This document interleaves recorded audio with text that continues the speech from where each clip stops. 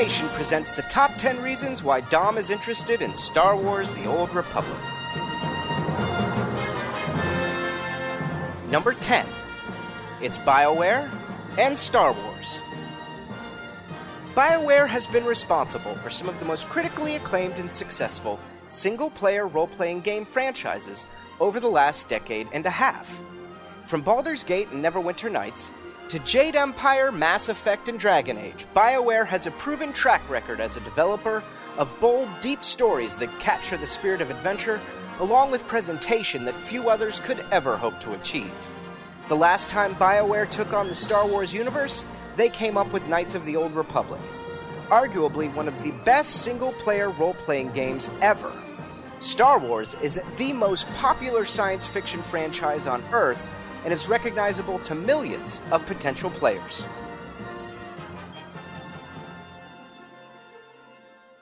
Number 9. It's being published by Electronic Arts.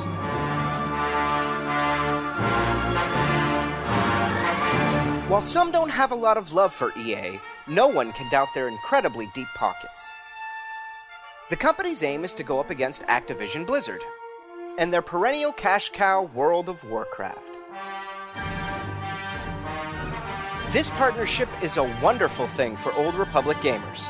Finally, a publisher with real money and confirmed direction is paired with a developer with real ability, taking on the king. Number 8. The Companion System. An exciting addition to the MMO genre with tons of options for gamers. This system will simplify things like crafting and group quests, while also improving the solo gaming experience. They work much like companions in other BioWare games like Mass Effect and Dragon Age, complementing playstyle while questing, adding optional storylines including romance, and can even complete a group. Need one more person to round out your party for a tough boss or elite monster? The group leader calls out their companion, and you're ready to go. Number 7. Crew Skills. One of the most slow, grinding parts of MMO gameplay is crafting.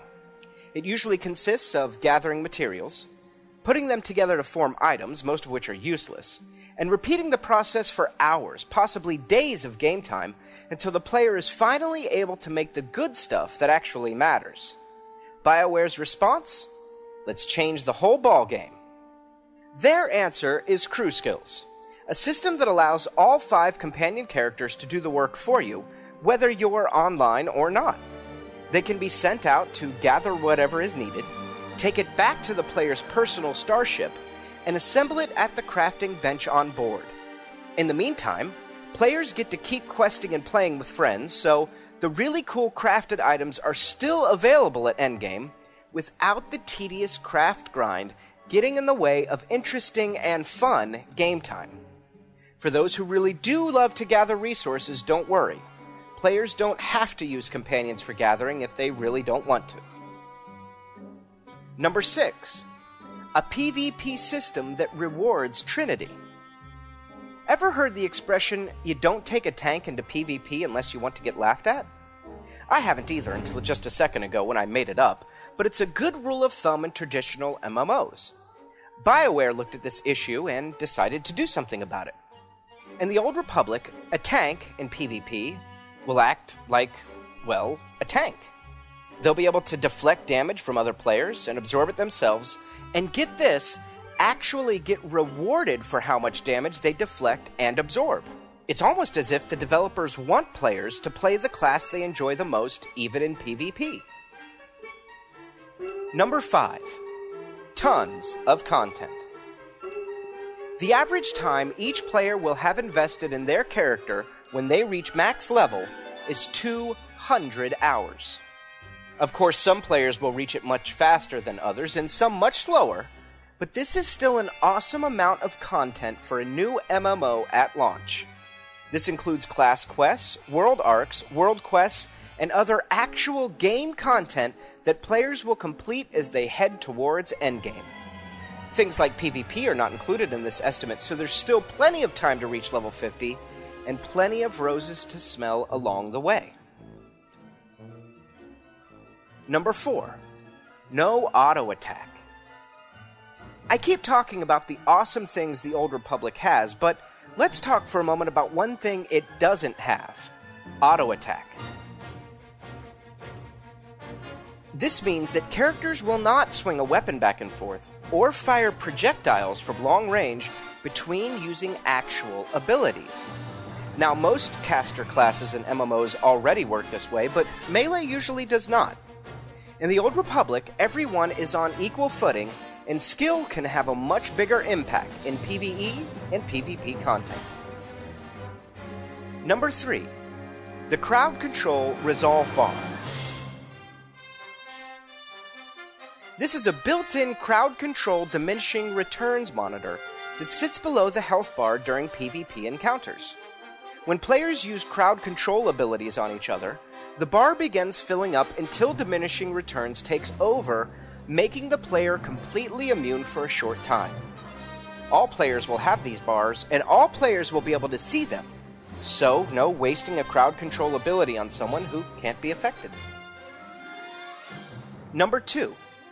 The world is real scale and epic in size.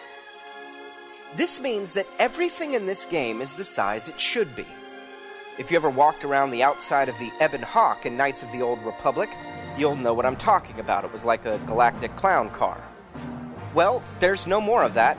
The inside of a building or cave is on a scale that makes sense, not falsely smaller or larger to fit a mission. And the size of the maps? Well, get this. Alderaan, just one of the planets in the Old Republic, is larger than the entire map of Dragon Age Origins, or over 7 to 8 World of Warcraft zones in size. There are 17 different planets to explore, some of which have multiple levels, Coruscant for example, that add even more scale to the game world.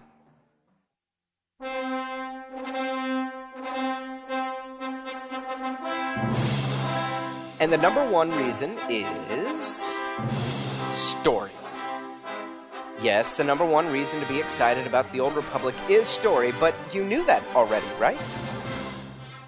But see, it's more than just the 60 or so novels of writing, more than the reported 800,000 lines of dialogue, and more than the voiceovers of hundreds of voice actors. It's about choice. Do you kill the Sith Lord and endanger the entire excavation of Tatooine? Or let him live and see if he can be of use to you later on? Do you murder a young boy's father and return him to his mother so that he can join the Imperial military? Or let them both escape and tell the mother you have no idea what happened to them? Do you fall in love with your companions and risk your place in the Jedi Order? Or see what happens when you make them angry, and what new quests it might reveal? These are the choices you'll make in the Old Republic, and they will affect you for as long as you play. There is no save game to load, no autosave to protect you. It's a living, breathing, changing world, and it will be different for each player from start to finish. Thanks for watching the top 10 reasons why Dom is interested in Star Wars: The Old Republic.